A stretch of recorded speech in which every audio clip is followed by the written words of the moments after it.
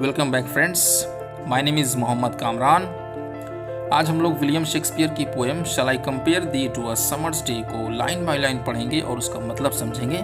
साथ ही साथ हम लोग इस पोएम के इंपॉर्टेंट वर्ड मीनिंग्स भी नोट करेंगे। तो चलिए शुरू करते हैं, लेट्स स्टार्ट। शेक्सपियर की ये पोएम एक सोनेट है। शेक्सपियर ने टोटल 154 सोनेट्स लिखे हैं, जिसमें से ये सोनेट नंबर 18 है। Shall I compare thee to a summer's day, यानी क्या मुझे तुम्हारी तुलना, क्या मुझे तुम्हारा मवाजना गर्मी के दिन से करना चाहिए। सबसे पहले हम लोग इंट्रोडक्शन पढ़ेंगे।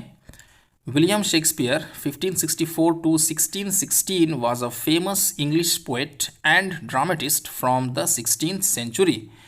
विलियम शेक्सपियर, जिनका जन्म 1564 में और मौत 1616 में हुई, वो 16वीं सदी के अंग्रेजी के एक मशहूर पोएट और ड्रामा निगार थे। He wrote sonnets, tragedies, comedies and historical plays. उन्होंने सोनेट्स, ट्रेजेडीज, कॉमेडीज और हिस्टोरिकल प्लेज लिखे हैं।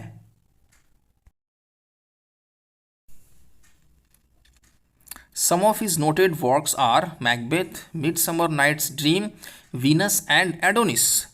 Macbeth, Midsummer Night's Dream, Venus और एडोनिस, ये सब विलियम शेक्सपियर के कुछ मशहूर काम हैं। Shakespeare wrote 154 sonnets. जैसा कि मैंने बताया, शेक्सपियर ने 154 सोनेट्स लिखे हैं। Shakespearean sonnet has 14 lines ending in a rhymed couplet. Shakespeare के सोनेट में 14 लाइन्स होते हैं, जिसके लास्ट में एक राइम्ड कपलेट होता है। कपलेट दो राइम करने वाले लाइन्स को कहा जाता है। In this poem, Shakespeare inquires into the theme of the destruction brought by time and the eternal quality of art, which transcends the ravages of time। वक्त के ज़रिया लाई गई तबाही, बर्बादी और कला फ़न की कभी न मिटने वाली खूबी, कभी न ख़त्म होने वाली ख़ासियत, जो वक्त के ज़रिया लाई गई तबाही, बर्बादी से ऊपर होती है। यानी वक्त अपने साथ तबाही लाता है, लेकिन कला पे उसका कोई असर नहीं होता है। कला अमर होती है। इस पोएम में शेक्सपियर इस थीम की छानबीन करते हैं। इस पोएम में शेक्सपियर ने अपने एक गुमनाम दोस्त को एड्रेस किया है। कुछ स्कॉलर्स का मानना है कि शेक्सपियर का वो गुमनाम दोस्त एक नौजवान आदमी था, जिसका नाम था WH। तो चलिए अब हम लोग पोएम को लाइन बाय लाइन पढ़ते हैं और उसका टू द पॉइंट मीनिंग समझते हैं। ऑक्टेव यानी पोएम के फर्स्ट 8 लाइन्स पढ़ते हैं। Shall I compare thee to a summer's day. England के क्लाइमेट के हिसाब से वहाँ पे गर्मी के मौसम को बहुत खुशगवार, बहुत आरामदायक माना जाता है। शेक्सपियर अपने दोस्त को एड्रेस करते हुए सवाल पूछते हैं कि क्या मुझे तुम्हारी तुलना, तुम्हारा मुआवजा गर्मी के दिन से करनी चाहिए। दो art more lovely and more temperate. दो का मतलब है यू और आर्ट का मतलब है आर, यानी you are more lovely and more temperate. फिर पोएट अपने बिलवेड को कह रहे हैं कि गर्मी के दिन के मुकाबले में तुम ज़्यादा खूबसूरत, ज़्यादा सुंदर हो और तुम ज़्यादा नर्म, ज़्यादा शांत, ज़्यादा पुरसुकून हो। तुम हमेशा एक जैसे रहते हो, तुम्हारे अंदर उतार चढ़ाव नहीं है। Rough winds do shake the darling birds of May. उसके बाद शेक्सपियर गर्मी के मौसम की खामी बताते हुए, गर्मी के मौसम की कमियों को बताते हुए कह रहे हैं कि तेज़ हवा के झोंके मई महीने की खूबसूरत कलियों को हिलाते हैं।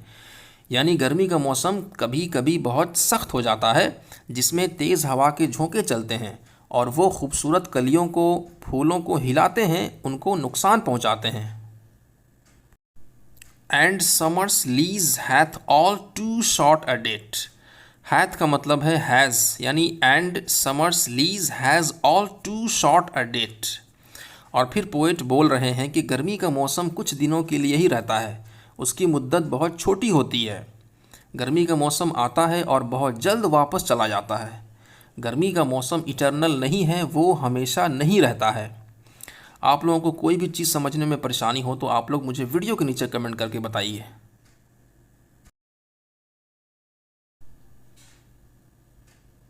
आगे पढ़ते हैं। Sometime too hot the eye of heaven shines. The eye of heaven का मतलब है सूरज।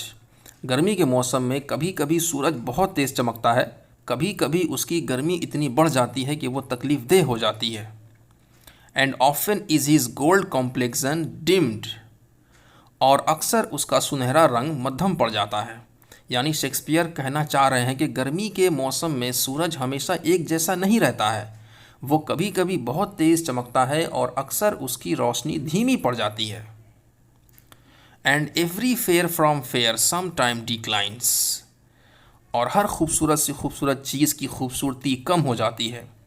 कोई चीज़ कितनी भी सुंदर क्यों ना हो, वक्त के साथ साथ उसकी सुंदरता घट जाती है। बाई चांस और नेचर्स चेंजिंग कोर्स अनट्रिम्ड, इत्तफाक से, यानी किसी मुसीबत, दुर्घटना या किसी आफत की वजह से चीज़ों की खूबसूरती में कमी आ जाती है, या फिर नेचर के बदलाव की वजह से जिसमें कोई तब्दीली नहीं होती है। मतलब नेचर हमेशा खुद को बदलती रहती है, उसके बदलाव में कोई परिवर्तन नहीं होता है। अनट्रिम्ड का मतलब है अनचेंज्ड, अनमॉडिफाइड। यहाँ पे ऑक्टेव ख़त्म हो गया।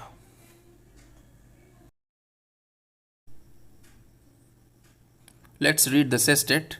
पोएम के लास्ट 6 लाइन्स पढ़ते हैं। But thy eternal summer shall not fade. गर्मी के मौसम की खामियों को बताने के बाद अब शेक्सपियर अपने दोस्त की खासियत, उसकी विशेषता बता रहे हैं। पोएट अपने दोस्त के बारे में कह रहे हैं कि लेकिन तुम्हारी अमर खूबसूरती, तुम्हारी अमर सुंदरता कभी कम नहीं होगी, कभी ख़त्म नहीं होगी। Nor lose possession of that fair thou ow'st, ना ही तुम जिस खूबसूरती के मालिक हो उसे खोओगे।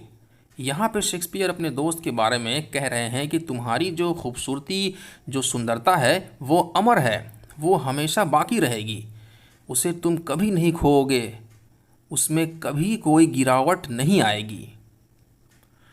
नोर शैल डेथ ब्रैग दो वंडरेस्ट इन हिज शेड, और ना ही मौत तुम्हें अपने साए में लेकर के अपनी बड़ाई कर पाएगी। यानी मौत लोगों की ज़िंदगी लेके खुश होती है और वो अपनी प्रशंसा, अपनी बड़ाई करती है कि मैंने इतने लोगों की जान ले ली।